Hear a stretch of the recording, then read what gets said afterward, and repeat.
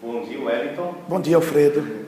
Mais uma vez, hoje, 28 de julho, aqui na Secretaria da Cultura.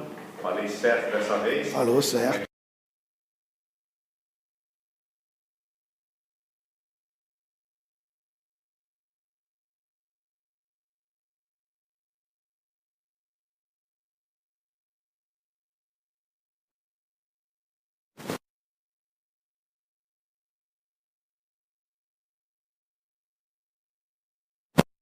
Exato.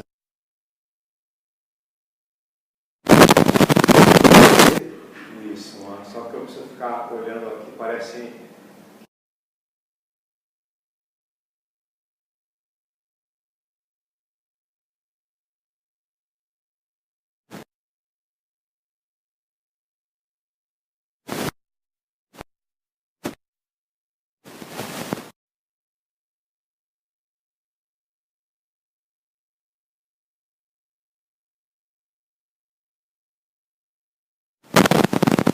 Organizando um bar para funcionar nas festinhas de Natal, que era muito tradicional em Aracaju, na Praça Olímpio Campos, a Praça Central, onde tem a Catedral Metropolitana.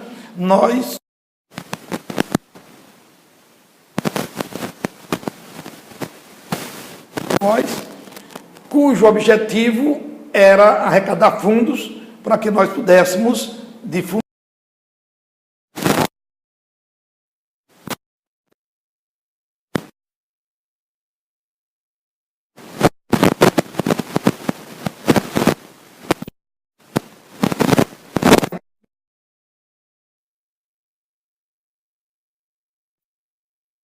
Organizando o barzinho para as festas de Natal. Esse bar é a burguesia? Ainda não é o bar da burguesia. Não. O bar da burguesia já tinha sido construído, mas era na Atalaia. Né? Este é o bar que vai funcionar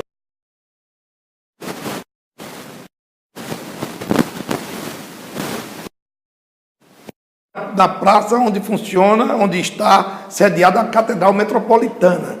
Então vamos começar, porque eu atrapalhei a sua sequência, pensando que eu fosse da burguesia. Então vocês organizaram um bar? Um bar. E aí nós recebemos a notícia do... Mas esse bar é o quê? Era um lugar mesmo? Não, mas é um bar que era montável e desmontável. Era uma barraquinha? Uma barraca para as festas natalinas. E ficava na praça? Ficava na praça, como outros tantos bares, de pessoas comuns, pessoas do povo, comerciantes de mercado. Então nós estávamos ali, na praça Olímpio Campos, que também é chamado Parque Teófilo Dantas, onde fica a igreja metropolitana, a Catedral Metropolitana. E estávamos ali junto do Cacique Chá, esse famoso ambiente que tem as pinturas, as telas de... E agora? Gênio Augusto, né? Um grande pintor sergipano, Gênio Augusto. Está lá, com uns pés de murais. Ele era muralista também. Quem teve a ideia de montar o bar? A ideia de montar o bar foi de Anselmo Góes. Mas logo o nosso grupamento aceitou a ideia. Contamos com o apoio de Antônio Oliveira, que era um comerciante vinculado ao velho PCB, né? Partidão. O PCB está ramificado, né? Então, no lugar sempre aparece uma pessoa nova aí. Antônio Oliveira era vendedor de bicicleta, o rei das bicicletas. Era de Itabaiana e era um homem muito culto. Tinha uma biblioteca que pouca gente tinha.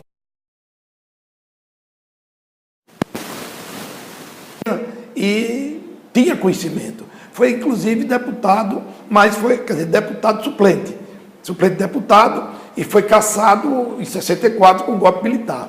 Depois de preso, solto, ele voltou às atividades comerciais dele e ele cedeu uma geladeira, né? Outro companheiro cedeu um fogão, e assim, minha irmã Wilda e a professora, a famosa Guadalupe Teixeira, esposa que depois venceu a esposa de Francisco Varela, também ficaram garantindo a existência desse barzinho. Se eu não me engano, alguns companheiros como que tinham ajudado, não sei se ficou no dia a dia ou se teve que ficar um pouco afastado, Lorival, Carvalho, né?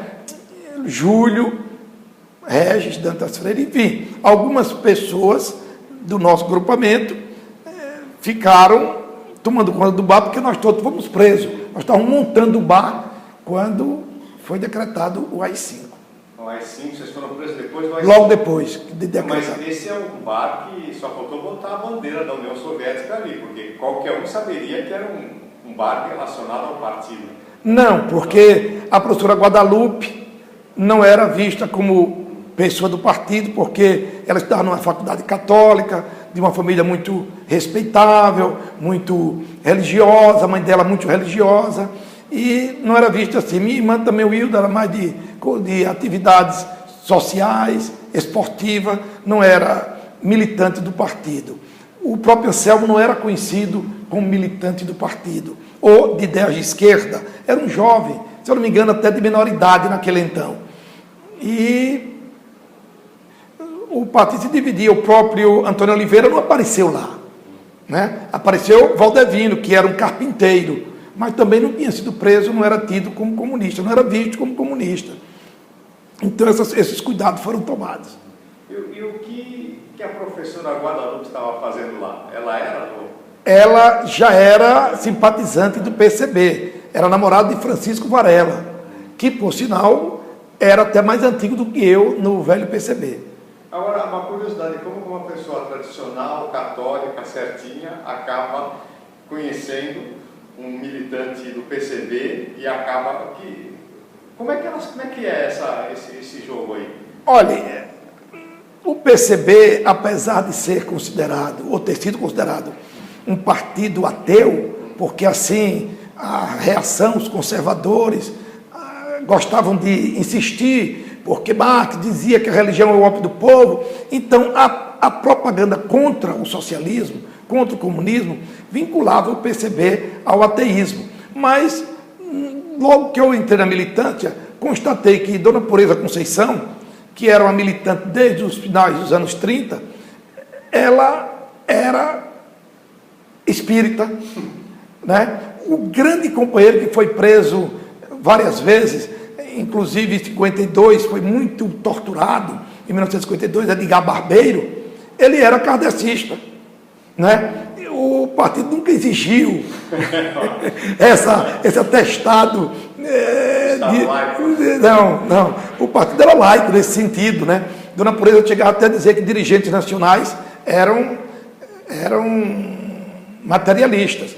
Então, eu acredito que pela política não tinha outra atitude contra a ditadura, senão entrar ou na AP, que era Ação Popular, vinculada à antiga JUC, Juventude Universitária Católica,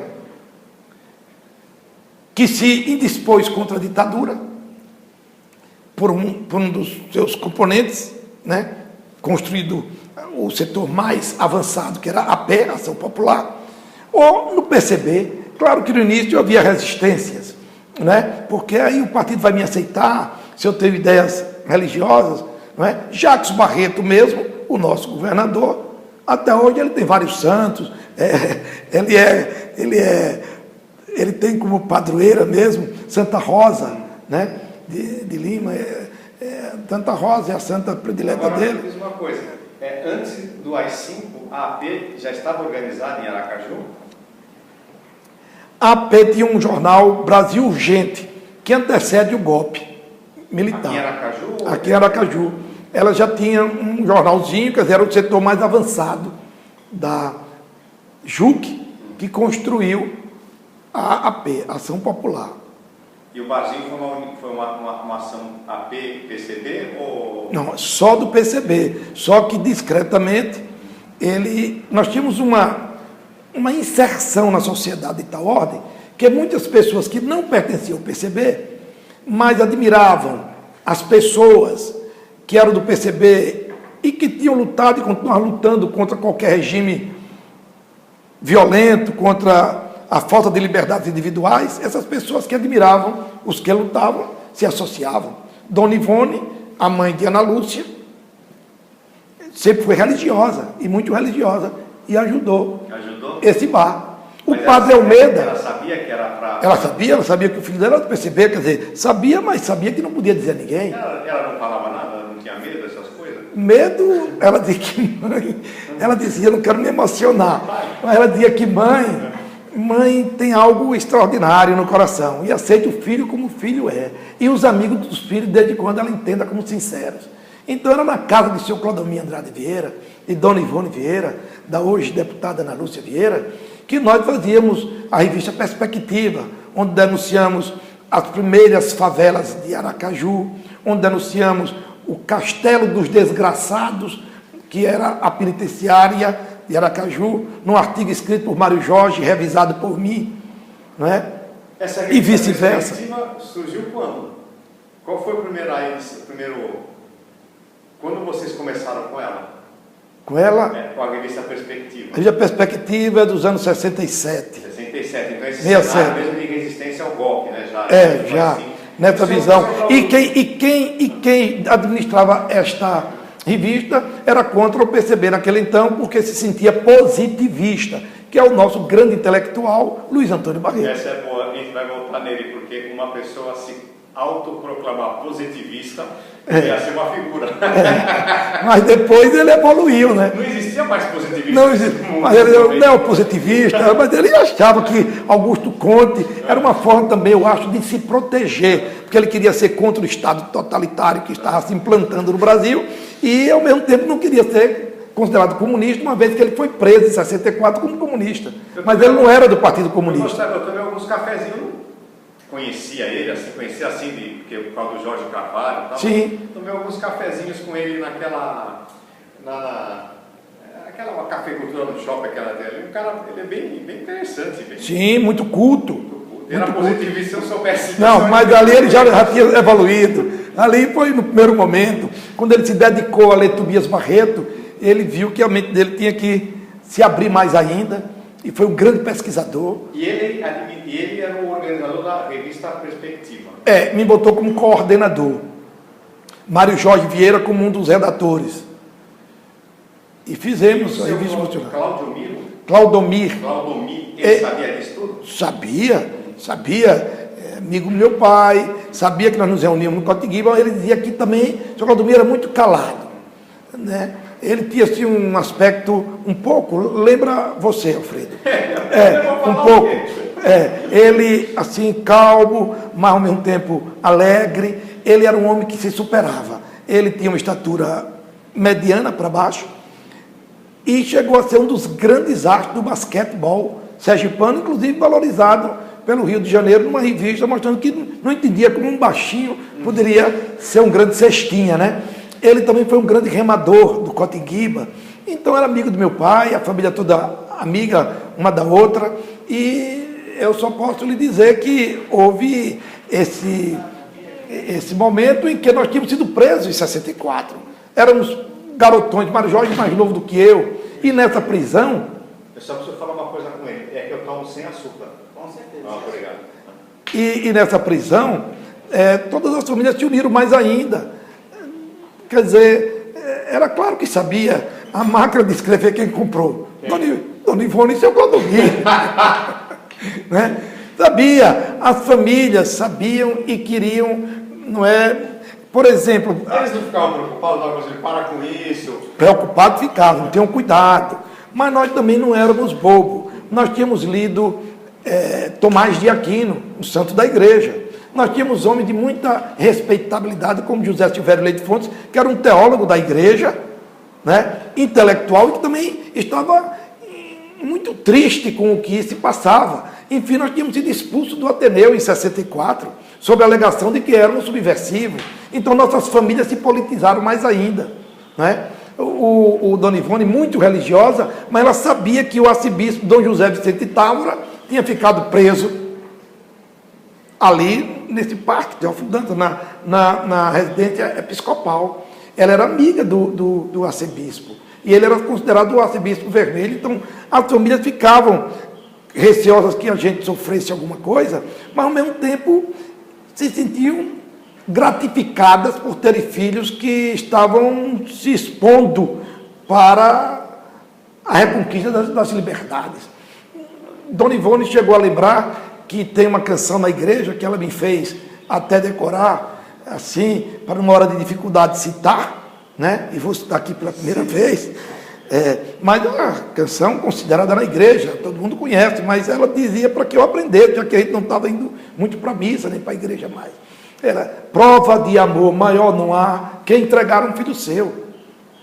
Né? No dia do meu embarque para o Rio, para ficar um tempo clandestino, para depois viajar para Moscou, só quem estava de fora da minha família, só a Dona Ivone, que me entregou de presente um pijama azul e branco, Cotiguiba, ela também, azul e branco.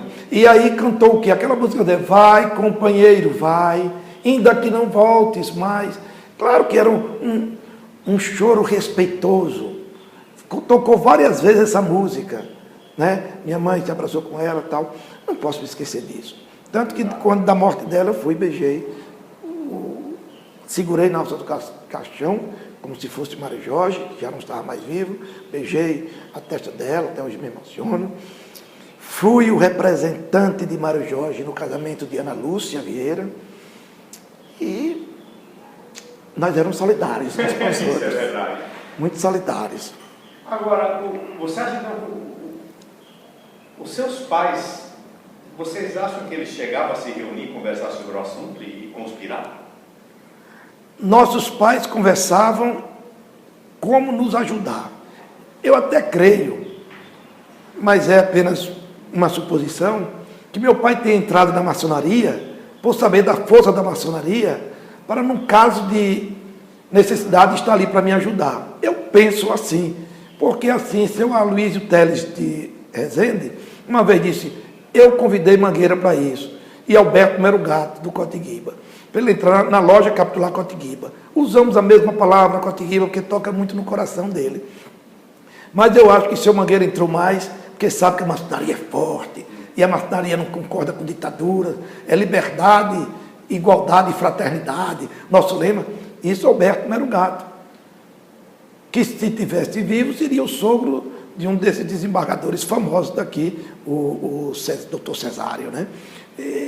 Então, nossas famílias eram assim, comprometidas com a causa da liberdade. O que me chama a atenção é que, a todo momento, quando eu penso que agora danou, aparece alguém inesperado, um comerciante, que tem uma ligação, perceber, tinha uma ramificação, e a minha esposa, quando ouve, que ela estuda esse período, ela estuda o Vianinha, quando eu falei do liberdade, ela disse, então o Oduvaldo Viana veio.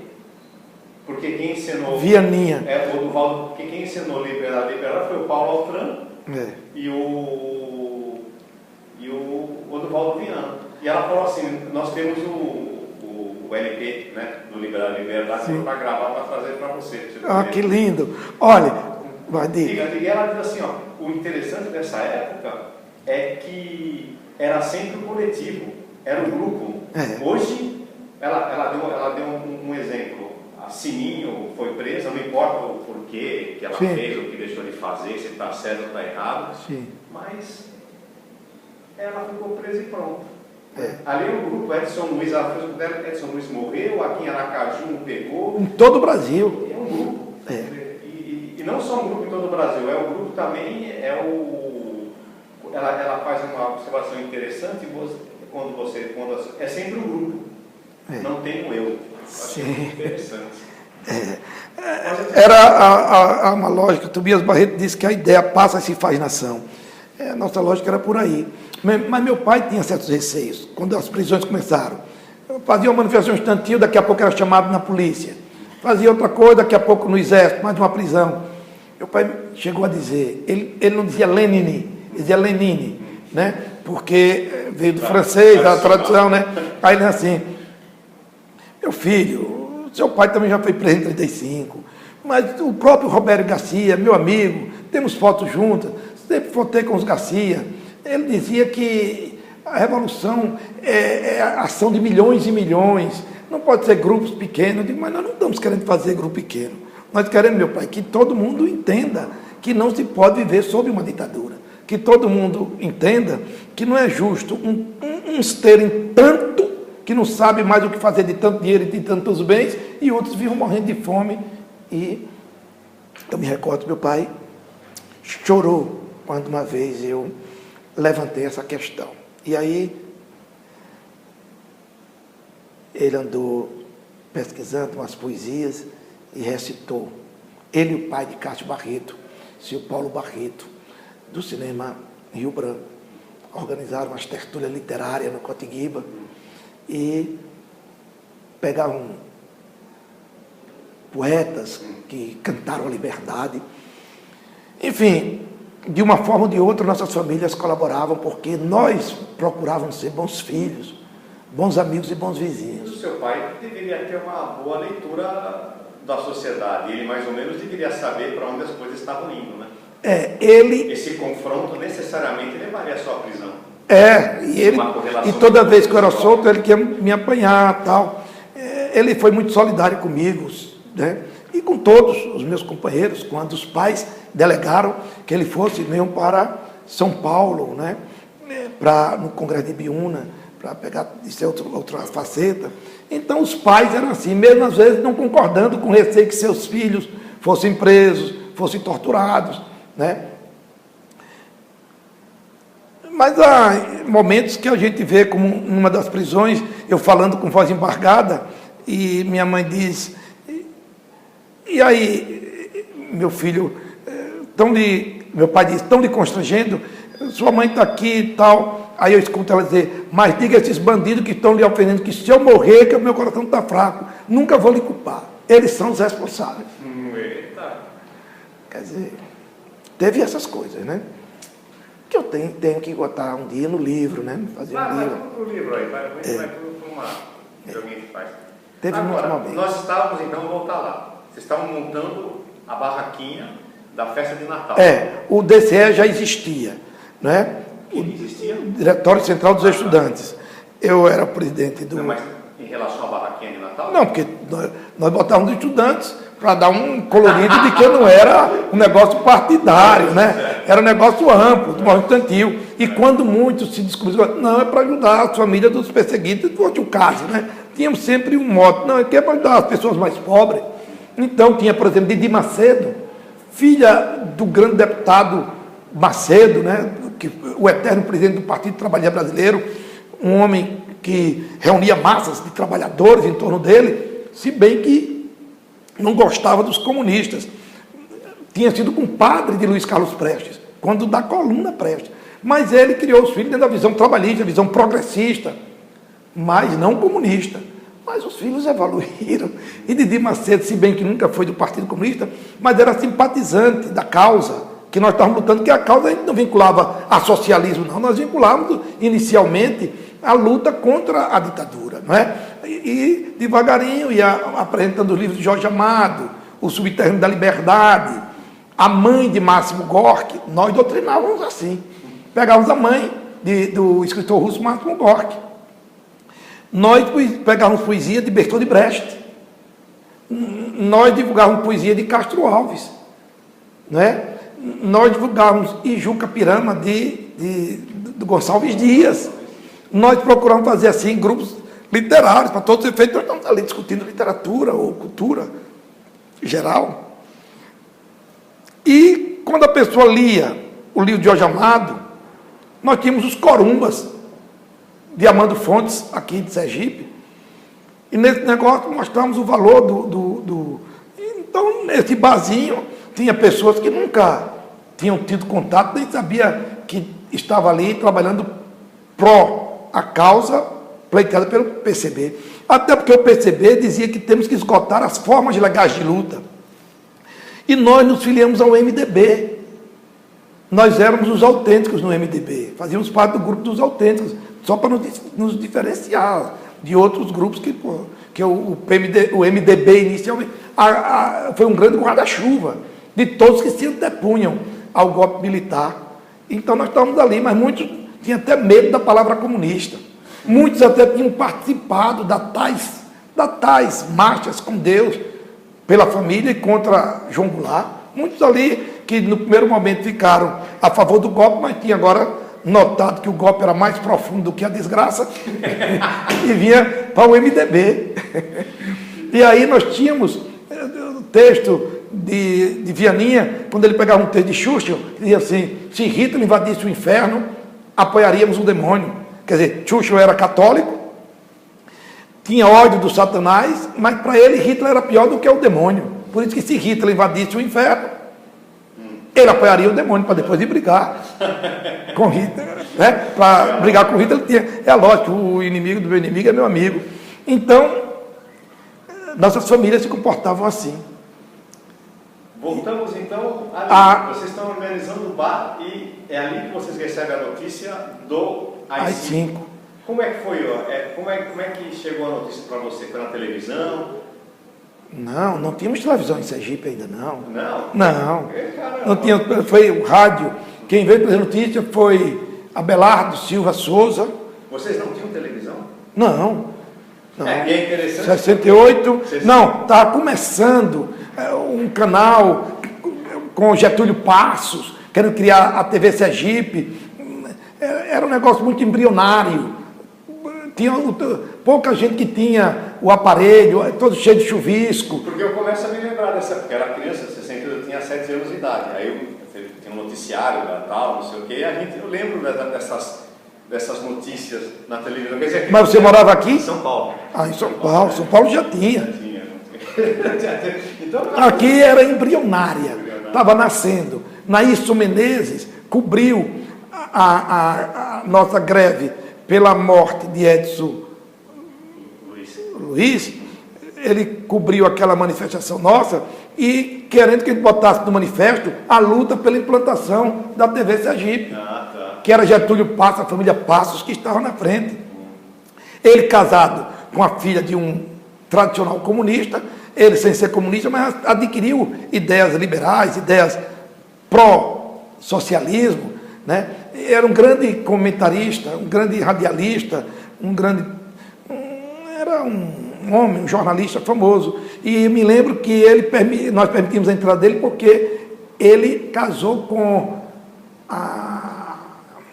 não sei o primeiro nome dela, Hardman, o pai dela, Hardman, que tem um filho médico, tem um outro que é agrônomo, meu grande amigo, Hardman, a gente só de Hardman, e essa moça, linda, também filha de um comunista, Hardman, que é a esposa de Naílson Menezes, e graças a isso, ele dá sugestão no nosso manifesto de querer que a biblioteca, que a gente juntava, nós ligávamos as reivindicações mais sentidas dos estudantes com as questões gerais do povo brasileiro, para manter a unidade do grupo, não é? Todo estudante. Então nós dizíamos: ensino público, gratuito e de boa qualidade, remuneração digna para os professores, bibliotecas em cada unidade escolar abertas de manhã, de tarde e à noite.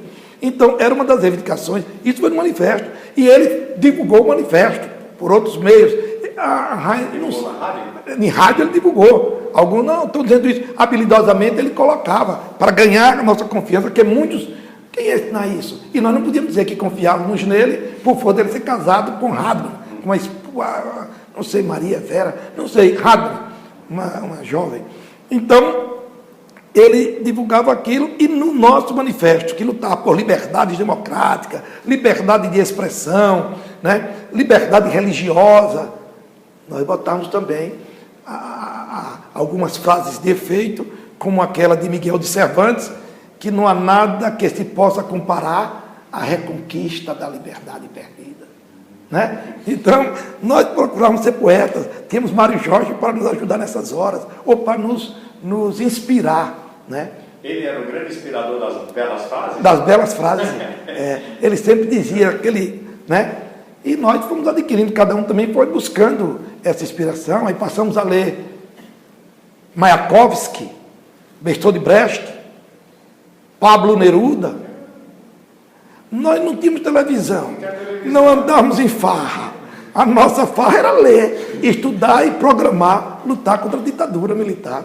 Por exemplo, o grande, hoje, intelectual Amaral Cavalcante, que é dono do jornal Folha da Praia, ele nunca ingressou no PCB, mas muita atividade ele fez pelo PCB contra a ditadura. E repare como foi preservado, nunca nem foi preso. Estou atrás para entrevistar o Cavalcante, mas nunca dá certo. Eu falo também com ele para estimular, dizer que você é um grande entrevistador. Mas nunca dá certo. Então, ó, vamos voltar. Os voos são interessantes, mas vamos... O bar funcionou, nós fomos todos presos. Não, mas antes, vocês estão montando o bar, época de Natal, vem a notícia do AI-5. Como é que você recebeu, onde você estava quando recebeu e quem te deu a notícia do AI-5? Eu estava na Praça Olímpio Campos, que é conhecido como Parque Teófilo Dantas, ali perto do Cacique Chá, não é? De frente ao Tribunal de Justiça, que ali funcionava, onde hoje funciona a Procuradoria-Geral do Estado. Quando recebemos a notícia, reunimos rapidamente e chamamos Gama, João Augusto Gama da Silva, que hoje é secretário de Estado, né? Aqui, foi prefeito da nossa capital, porque ele era o presidente do DCE. Ele, de imediatamente, chamou de Macedo, essa senhora que hoje mora em Londres, que foi muito importante na nossa vida estudantil, nossa causa, e ela, quem é? Didi Macedo, cuja mãe já tinha ingressado no MDB e o pai já estava falecido. Então a família continuou dentro de uma lógica de não concordar com ditaduras. E eu sei que Gama disse, temos que tirar um companheiro da UNE, que está aqui, que ia reunir conosco hoje ou amanhã. Quer dizer, como nós falamos logo com Gama via Didi Macedo, encontrou o mecanismo porque tudo poderia estar, já naquela altura a gente poderia estar sendo seguido. Didi Macedo, eu não tenho certeza se ela procurou apoio em Clara Angélica, Porto, só sei que ela se entendeu com outras pessoas e foram ao DCE, que funcionava perto da Praça Olímpio Campos, e lá informou ao companheiro da UNE que estava havendo prisões no Brasil por força do AI-5. Agora, E ele se mandou. A notícia do AI-5, via imprensa, é uma notícia geral, AI-5 a partir de agora. Agora, essas notícias das prisões, as prisões não vieram de imediato. Não. Mas como é que eles tomaram essa... As prisões vieram... As prisões vieram 4 ou 5 dias depois aqui em Sergipe. Certo. Mas, então vamos para tá vendo prisões em Sergipe. Não, quando Gama adverte que haveria prisões, ou ele supôs, ou porque na imprensa dizia que os partidos estavam sendo... O AI-5 suspendeu todos os direitos, o Congresso estava...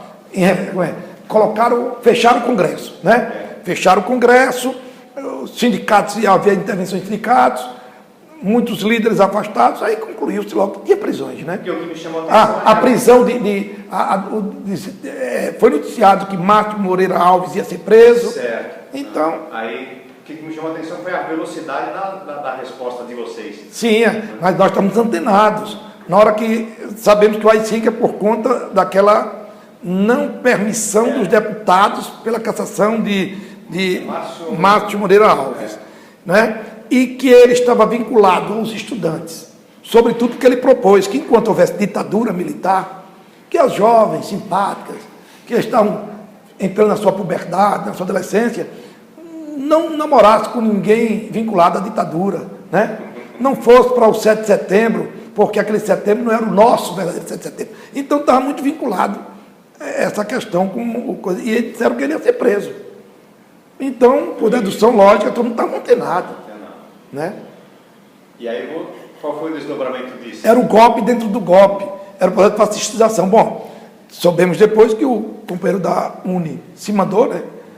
E nós fomos presos. Vocês foram presos, aí você foi preso pela... Veja que nós já tínhamos sido presos em outubro, no Congresso de Ibiúna. Que nós pulamos, a gente deixa em Ibiúna um capítulo especial. A notícia do AI-5 realmente é depois de Ibiúna. É depois de Ibiúna. Ibiúna é em outubro. Exatamente. Então, vamos aqui ocupar esse espaço com Ibiúna? Vamos. Para fechar? Vamos. Vocês acabam decidindo mandar representantes para Ibiúna depois daquela evento no Cotinguiba. Sim. E sim. aí?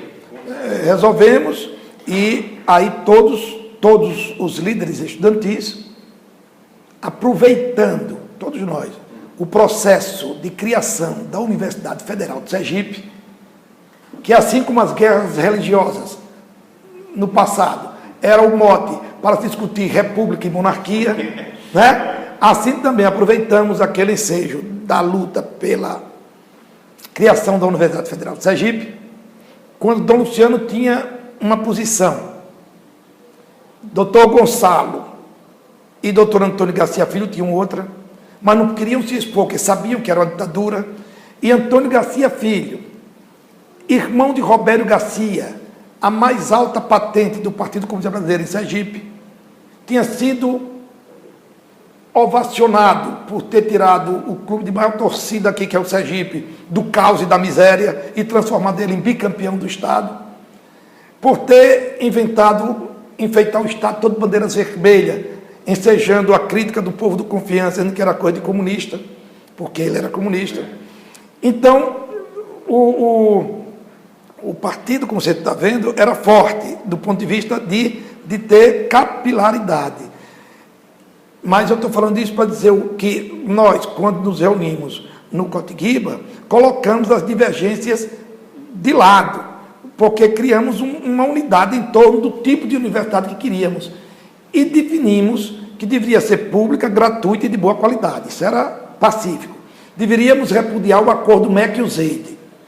Deveríamos propor uma universidade autárquica. Por que autárquica? Que hoje seria até uma extravagância. Porque quando propuseram fundação, nós nos baseávamos nas ideias de Dom Luciano, como ele fez no passado, de transformar numa universidade católica, né? Universidade católica, como existe tantas, em todas as partes do mundo, inclusive aqui, com dinheiro público. Quer dizer, nós tínhamos esse receio, e ali a pessoa paga, é uma fundação. Pelo artigo 16 do Código Civil vigente até então, era uma fundação, e a fundação se regiria pelas leis civis do não público, do privado, direito privado. Aí nós tínhamos nossa preocupação, tanto que a universidade saiu como fundação federal, já foi Então nós pegamos o gancho da luta de doutor Antônio Garcia Filho, que tinha fundado a Faculdade de Medicina, que era uma fundação. Nós pegamos o gancho do doutor Gonçalo Hollenberg, que era procurador do Estado, de uma família tradicional, mas ele era um liberal. Nos deu força para lutarmos contra... Então, nós fizemos uma tese, não é? Estimulados pelo DCE da Bahia, da Universidade Federal da Bahia, que disse que Sergipe poderia participar de um grande evento Bahia-Sergipe e que teríamos que levar uma tese. Então, reunimos Antônio Vieira, que foi professor da Universidade de Economia, Moacir Soares da Mota, que é procurador do Estado, e que era mais vinculado a AP, mais religioso, Jacques Barreto Lima, eu, Laurinha, Francisco Varela, pelo PCB, só que na cabeça dos ativistas da AP, só quem era mesmo do partido era eu e Francisco Varela. Mas Jackson já era do partido e Laurinha, minha mulher. E na casa da minha sogra, Dona Helena, no oitão do hospital, cirurgia, oitão é a lateral. A lateral. Usamos uma expressão antiga. Na lateral, na rua Dom Bosco, né? Nós fizemos essa tese que foi levada para a Bahia. Só que o DCE da Bahia estava sendo dirigido por Marcelo Cordeiro, que era do PCB. E Marcelo Cordeiro, ele é aquele que vai ser o secretário-geral da Constituinte de 88, porque era da mais alta confiança de Ulisses Guimarães. e na articulação ele já estava no PMDB. Então, por conta disso, muitas sugestões surgiram nesse encontro. A tese nossa foi aprovada, voltamos para Aracaju cheio de vida. Um companheiro baiano, Eduardo Zafira, que nós conhecíamos como Adriano, sugeriu formar o Bar da Burguesia. Olha como as coisas vão se encaixando. Ele não disse Bar da Burguesia, formar um bar ali, porque era terra devoluta, para arranjar dinheiro para o movimento. E é nesse negócio que nós chegamos aqui fortalecidos com a ideia de ir para o congresso da UNE. Então, fizemos reuniões em cada diretório. Rapaz, eu acho que a gente pode deixar isso para um novo início. Deu 40 minutos, porque eu acho que essa construção do bar era um nada. Vocês que levantaram o Bar da Burguesia? Foi. Então, inclusive com a ajuda de um empresário que era ex-presidente do Cotidiano. Então é o seguinte, já tem 40 minutos de gravação, é muito tempo. Nós vamos na próxima, começamos com vocês. Voltando, tem os seminários das faculdades, né? Os seminários que vão criar o clima para que nós elejamos delegados ao Congresso de Ibiúna. Vocês foram para Salvador. Para Salvador, de Salvador voltamos com a terra aprovada. Aqui fizemos o primeiro seminário de problemas estudantis e realidade brasileira. Mas vamos deixar, vocês retornam, e aí a gente vai ver o seminário, o Bar da Burguesia e o desdobrar, né? É uma personagem que... A ida de Mário Jorge para São Paulo, né? As novas prisões. Temos muita coisa a falar. Aí vamos, senão, hoje já deu 41 minutos para começar a falar agora. Isso é uma conversa que vai pelo menos mais uns 30 minutos. Aí fica muito cansado. É que eu sou prolixo porque vou me lembrando das coisas. Você quer que seja assim aberto, né? Assim é bom, assim é bom. Isso aqui, eu só estou nesse momento gravando e guardando e catalogando, porque hoje em eu abro muitas janelas. Não, mas eu gosto. Eu não tenho assim, isso aqui na mão de um pesquisador mesmo da área que gosta, que você vai ser. Eu vi, nós vamos fazer um evento no final do ano que é sobre o golpe, que é o departamento, né? Eu não estou participando da organização, mas eu vi lá que é um convidado, o seu nome ali, acho que devia ser uma lista de nomes para fazer o convite, né? Você vai ser. Mas assim está muito boa a entrevista, muito boa. Agora eu gosto desses detalhezinhos, né? Assim, daqueles meandros, né? Que muitas vezes não é comentado, porque... Sim. É igual aquela pessoa fala assim, não, porque aí eu fui lá, fiz e imprimi no Cultura Artística. Mas só que esse negócio, eu fui no Cultura Artística, tem toda uma série de relações que são as pessoas, como o João Costa, e você conversa, porque eu acho que é muito interessante essas interações que não aparecem, né? Porque quando alguém vai escrever ou falar, geralmente resume, né? Aí... Tinha um professor, Ribas, que era espanhol, e o pessoal tinha receio que ele estivesse, né? E um dia ele nos flagrou rodando a carta de... Você me fez lembrar assim, essas coisas. Bertrand Russell, ou Bertrand Russell, o matemático filósofo inglês, uma carta que ele faz para o povo norte-americano, mostrando que como é que aquele povo se sentiria se milhares e milhares de bombas de napalm caísse insistentemente no seu solo, querendo comover, um negócio lindo, ainda dá para arrepiar.